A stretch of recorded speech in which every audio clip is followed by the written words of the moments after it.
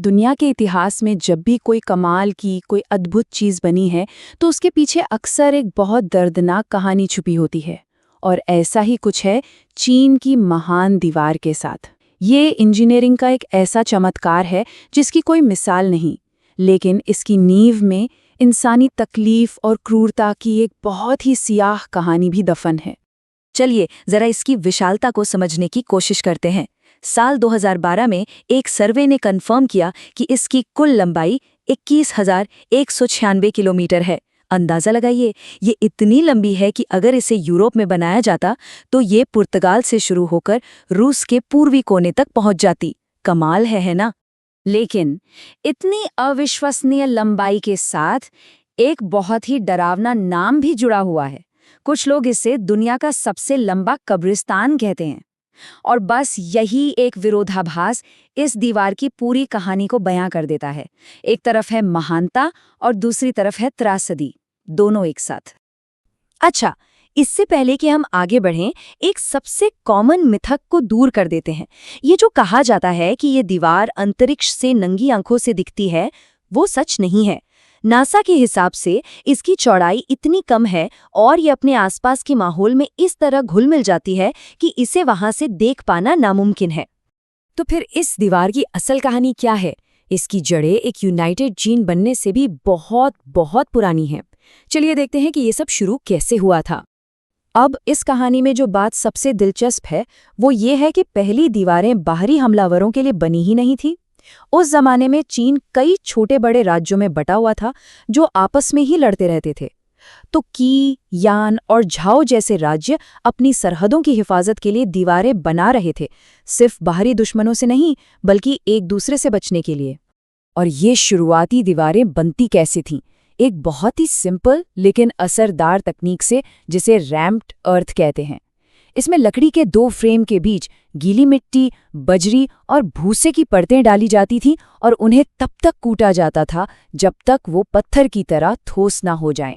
कहानी का सबसे क्रूर और कह सकते हैं सबसे अहम मोड़ तब आता है जब पहले सम्राट किंग शी हुआंग की एंट्री होती है।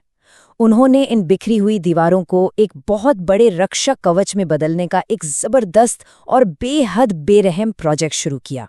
सम्राट किन शी हुआंग का मकसद एकदम साफ था, उत्तर से आने वाले श्युंगनू हमलावरों को रोकने के लिए इन अलग अलग दीवारों को आपस में जोड़ना।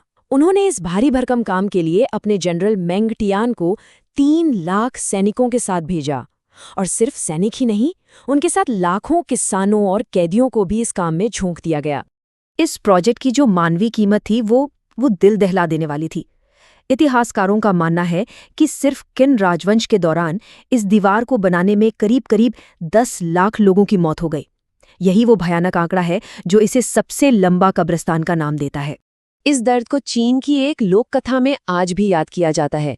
ये कहानी है मेंग जियानू की। ये एक ऐसी औरत की कहानी है जिसके पति को जबरदस्ती दीवार बनाने के लिए ले जाया गया और वो कभी वापस नहीं आया। कहानी कहती है कि उसके रोने से, उसके आंसुओं से दीवार का एक हिस्सा ढह गया और उसके पति की हड्डियां बाहर आ गईं। ये कहानी उस दौर के लाखों परिवारों की बेबसी को दिखाती है। लेकिन एक सवाल उठता है, क्या ये दीवार सिर्फ बाहरी दुश्मनों के लिए थी?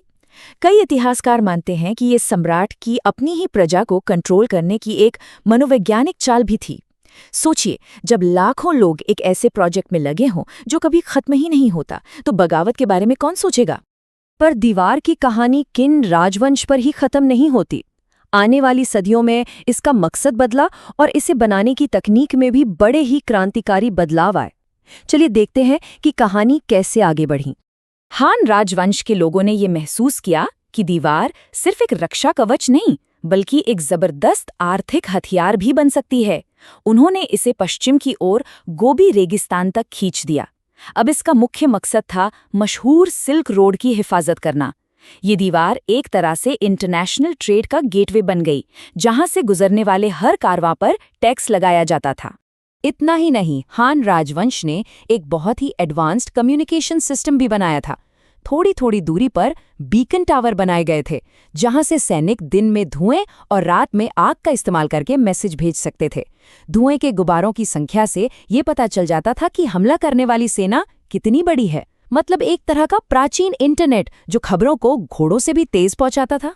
जिस पत्थर की शानदार दीवार की तस्वीरें हम आज देखते हैं, उसका ज्यादातर हिस्सा मिंग राजवंश ने बनवाया था। मंगोलों के दोबारा हमले के डर से उन्होंने पुरानी मिट्टी की दीवारों को बेकार माना और दुनिया के सबसे मुश्किल कंस्ट्रक्शन प्रोजेक्ट्स में से एक को फिर से शुरू किया। और मिंग इंजीनियरों के पास एक सीक्रेट हथियार था, चिपचिपे चावल का गारा। वो उबले हुए चिपचिपे चावल को चूने के साथ मिलाकर एक ऐसा मजबूत मोर्टार बनाते थे जो कमाल का था। ये उस जमाने का एक तरह का सुपर ग्लू था, जिसने दीवार को सदियों तक मौसम की मार से बचाए रखा। अपनी सारी इंजीनियरिंग और ताकत के बावजूद दीवार आखिरकार नाकाम रही, और इसकी सबसे बड़ी कमजोरी इसके पत्थरों या डिजाइन में नहीं, बल्कि उन लोगों में थी जिनके जिम्मे इसकी हिफाजत थी। इतिहास में ऐसी कई घटनाएं दर्ज हैं। 13वीं सदी में चंगेज खान ने दीवार तोड़ने की कोशिश ही नहीं की, उसने बस कमजोर चौकियों पर तैनात गार्डों को रिश्वत दे दी। 1449 में मिंग सम्राट को दीवार के पास ही एक लड़ाई में पकड़ लिया गया। और सबसे बड़ा धोखा 1644 में हुआ, जब एक मिंग जनरल वू सांगुई ने सत्ता के लालच में मांचू सेना के लिए दरवाजे ही खोल दिए। ये सब मिलकर एक कड़वी सच्चाई बताते हैं, कोई भी दीवार, कोई भी रुकावट उतनी ही मजबूत होती है जितने उसे बचाने वाले लोग ईमानदार और पक्के इरादे वाले होते हैं। आज ये महान दीवार एक बड़ा टूरिस्ट अट्रैक्शन है, लेकिन इसका मतलब और इसकी असल हालत पहले से कहीं ज्यादा जटिल है। चलिए इसके आज के स्वरूप और इससे मिलने वाले सबक पर एक नज़र डालते हैं। ये जानकर शायद बहुत हैरानी होगी कि पूरी दीवार का सिर्फ 8% हिस्सा ही अच्छी तरह से बचा हुआ है। लगभग 70% हिस्सा या तो पूरी तरह से गायब हो चुका है या बहुत ही खराब हालत में है। वक्त की मार और स्थानीय लोगों ने घर बनाने के लिए इसकी ईंटें निकाल कर इसे काफी नुकसान पहुंचाया है। और समय के साथ इसका मतलब भी बदल गया है। 20वीं सदी में माओ त्से-तुंग ने इसे शाही जुल्म के प्रतीक से बदलकर चीनी राष्ट्रवाद और गौरव का एक ताकतवर प्रतीक बना दिया। उन्होंने जो महान दीवार पर नहीं चढ़ा वो असली मर्द नहीं है जैसा नारा देकर इसके खूनी इतिहास को जैसे एक नया चमकीला चेहरा दे दिया। आज के इतिहासकार भी इसे एक अलग नज़र से देखते हैं।